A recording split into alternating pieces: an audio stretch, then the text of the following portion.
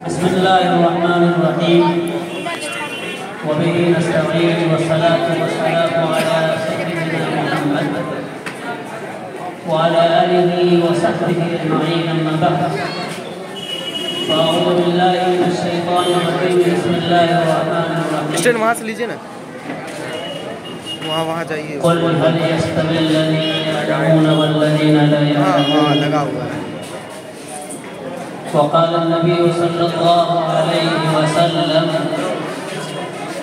كن عالما أو متعلما أو مستمعا أو محبا ولا تكن خامسا فتهلك أو كما قال عليه الصلاة والسلام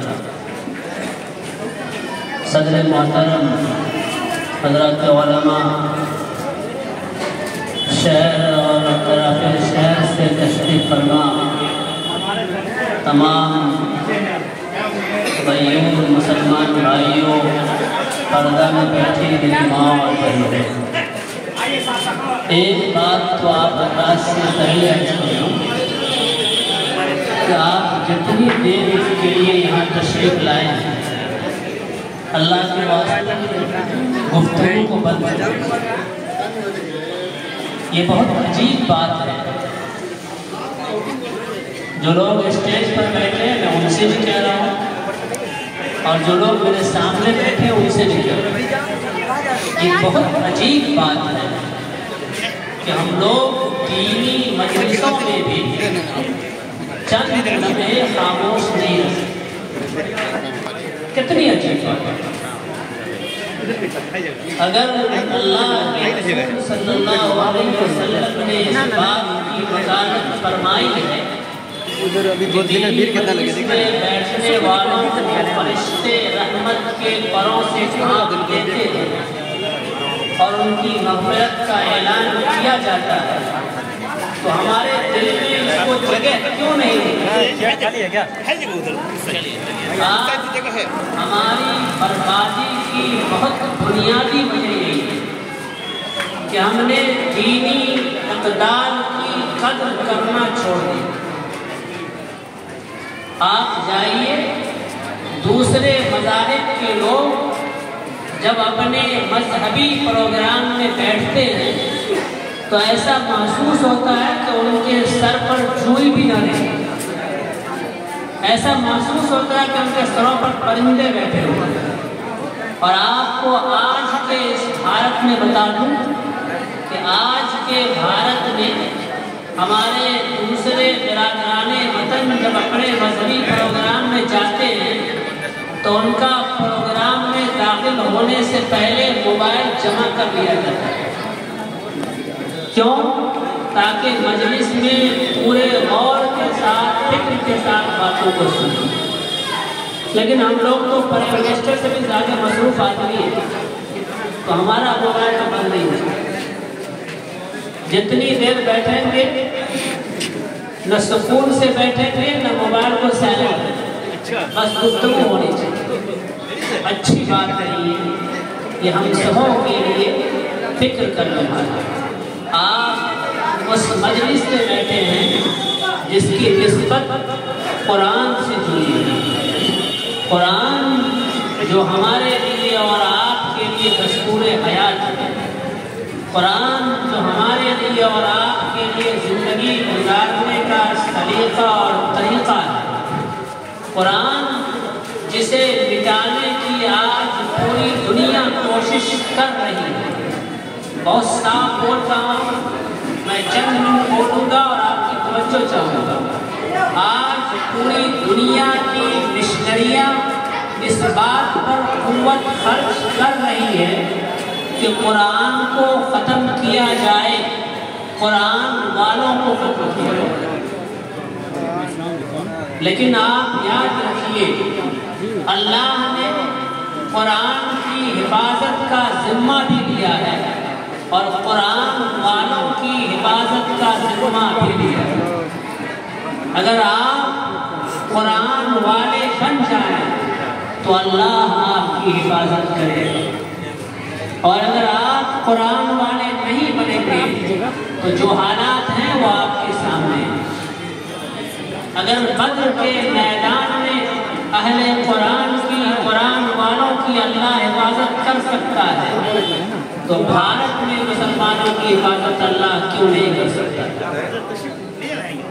آج اس ملک میں مدرسوں کی نسبت سے آپ نے بہت باتیں سنی۔ آج اس ملک کے صوبے میں مدرسوں کو اسکول میں بدل دیا گیا۔ کیوں بدلا گیا؟ اس لیے بدلا گیا کہ مدرسوں میں مذہبی تعلیم ہوتی ہے اور مذہبی تعلیم کے لیے حکومت اپنے پیسے خرچ نہیں کرے گی۔ آپ کو سمجھنا ہے، ہم کو سمجھنا ہے کہ کیا ہمارے مدرسے حکومت کی بھیک پر چلیں گے یا ہمارے پیسوں سے چلیں گے؟ آج اگر مہنگا سے مہنگا اسکول مسلمانوں کا چل سکتا ہے تو مدرسے کیوں نہیں چل سکتے؟ ہمارا ذہن یہ ہونا چاہیے کہ اگر ہم اسکول کی تعلیم پر 5,000 روپے ماہانہ خرچ کرتے ہیں تو ہمیں دین کی تعلیم پر کم از کم 2,500 تو ماہانہ خرچ کرنا چاہیے۔ اگر یہ مزاج ہمارا نہیں کرے گا تو ابھی آسام میں مدرسے اسکول میں بدلے ہیں، بہت جلد آپ کے بہار میں اور پورے ملک میں وہ حالات آئے۔ آپ کو اس ملک کے دستور اور آئین نے یہ حق دیا ہے کہ اپنے ادارے قائم کیجئے، اسے چلائیے۔ تو آپ کی اور ہماری ذمہ داری ہے کہ اپنے اداروں کو چلانے کی فکر کیجئے۔ آج آپ دینی اداروں کو زکوٰۃ کی رقم احسان کے ساتھ دیتے ہیں۔ میں بہت صاف بول رہا ہوں، جب رمضان میں ہمارے علماء آپ کی خدمت میں جاتے ہیں تو آپ زکوٰۃ کی رقم دیتے ہیں، 2-4 سنا کر دیتے ہیں، جبکہ وہ رقم وہ ہے جس کا دینا آپ پر فرض ہے، آپ کی مجبوری ہے۔ اور خدا نہ خواستہ اگر عطیات کی رقم دینی ہو پھر تو اتنا سناتے ہیں کہ بیچارے علماء سر جھکا کے چلے جاتے ہیں۔ ایسے آپ کے ادارے نہیں چلیں۔ اگر آپ کو اس ملک میں عزت کے ساتھ، شریعت کے ساتھ، سنت کے ساتھ، قرآن کے ساتھ جینا ہے تو دینی اداروں پر اپنے ذاتی پیسے خرچ کرنے پڑیں گے۔ اور آپ کو اس حوصلے کے ساتھ کہنا ہوگا کہ حکومت سن لے، ہم اس کے بھیک کے محتاج نہیں ہیں۔ ابھی ایک بات آئی اور چلی گئی کہ اس مدرسہ کو بورڈ سے ملحق کرنے کا آفر آیا۔ یہ بورڈ سے آفر نہیں آتا ہے، یہ مدرسوں کو ختم کرنے کی پلاننگ کی جاتی ہے اور اسے ہمیں سمجھنا ہوگا۔ اگر ہم نے نہیں سمجھا ہے تو ایک بات یاد رکھیے، جب تک یہ مدرسے زندہ ہیں اس ملک میں قرآن زندہ ہے، اہل قرآن زندہ ہے۔ یہ مدرسے بند ہو جائیں گے، اس ملک میں قرآن کے حفاظ تیار ہونے بند ہو جائیں گے۔ اور ایک واقعہ آپ کے ذہن میں ہوگا، ویر معونہ کے موقع پر جب 70 حفاظ صحابہ کو دشمنوں نے قتل کر دیا تھا تو اللہ کے رسول صلی اللہ علیہ وسلم کی آنکھوں سے آنسو جاری تھے کہ اب قرآن کی حفاظت کا بڑا مسئلہ ہے۔ حافظ ہوں گے قرآن کی حفاظت ہوگی، حافظ نہیں رہیں گے قرآن ختم ہو جائے گا۔ اس لیے قرآن کو باقی رکھنے کے لیے مدرسوں کی حفاظت ہے۔ ایک بات جو بہت اہم بات ہے، اور دوسری بات ہمیں ذمہ دارانہ مدارس سے اور ان تمام مدارس سے کرنی ہے جو کسی درجے میں مدرسوں کے خادم ہیں۔ میں ابھی ایک پروگرام میں تھا، ایک بہت پڑھے لکھے انجینئر صاحب نے کہا کہ مدرسوں میں سائنس کی تعلیم نہیں ہوتی، تو ہم نے کہا کہ لگتا ہے حضرت یوگی سے آپ پڑھ کے آئے۔ مدرسوں کی بنیادی ضرورت اس ملک میں کیوں پڑی ہے؟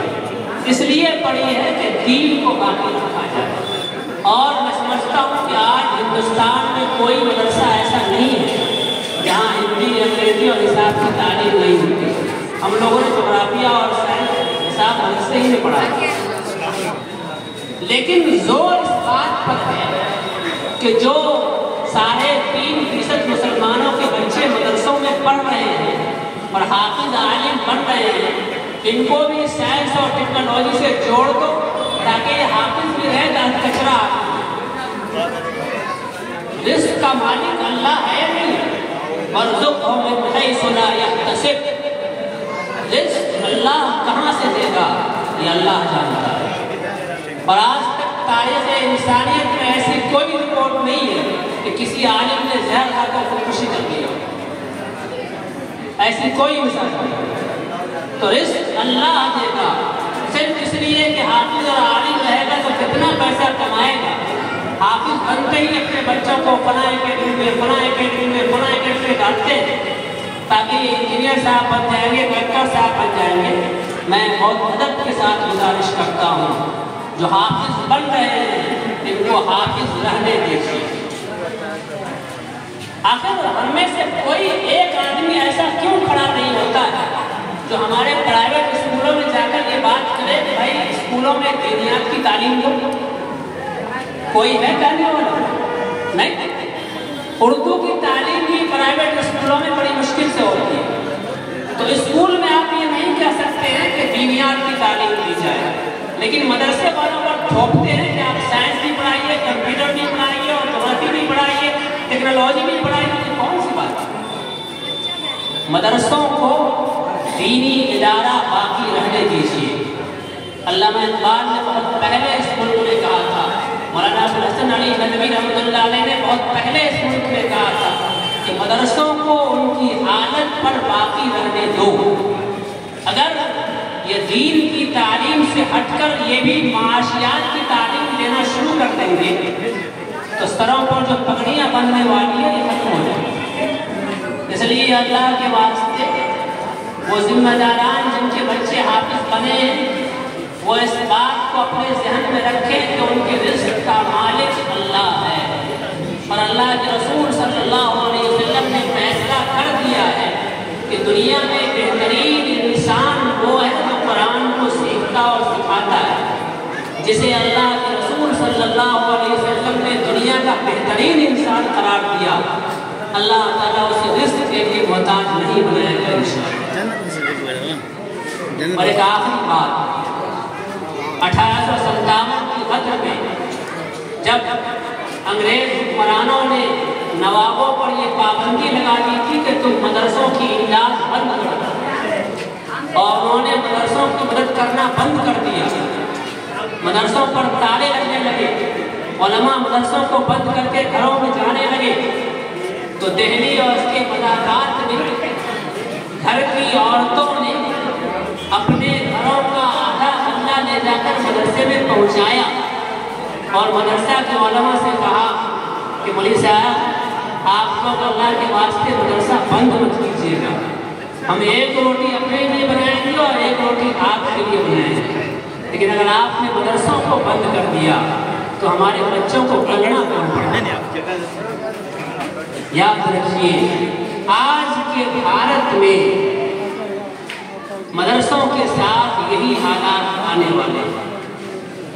ہم سب کی، آپ سب کی بحیثیت مومن یہ ذمہ داری ہے کہ آپ مدرسوں کی قدر کیجیے. اور ایک بات آپ کے علم میں ڈالوں کہ آج ہمارے برادران وطن کے جو بہت مضبوط ادارے چل رہے ہیں وہ کیسے چل رہے ہیں؟ وہ ایسے چل رہے ہیں کہ وہ لوگ اپنی تنخواہ کا 3%، 5%، 7%، 10% تنخواہ لینے سے پہلے اپنے اداروں کے لیے جمع کروا دیتے ہیں. تو ان کے ادارے چل رہے ہیں، ان کے بچے IAS اور IPS بن رہے ہیں، لیکن ہم لوگ ایسا نہیں کر سکتے. ہم لوگ اگر یہ کہہ دیا جائے کہ مدرسے میں بچے کو پڑھانا ہے، زاہد رضا صاحب یہ کہہ دیں کہ 1000 روپیہ فیس بھی جمع کرنا پڑے گا، تو ہم لوگ کیا کرتے ہیں؟ رمضان میں چندہ بھی لیتے ہیں، فیس بھی لیجیے گا. تو آپ کی سوچ یہ ہے کہ اگر بچہ ڈاکٹریٹ کی تعلیم حاصل کرے تو خالص پیسے سے کرے.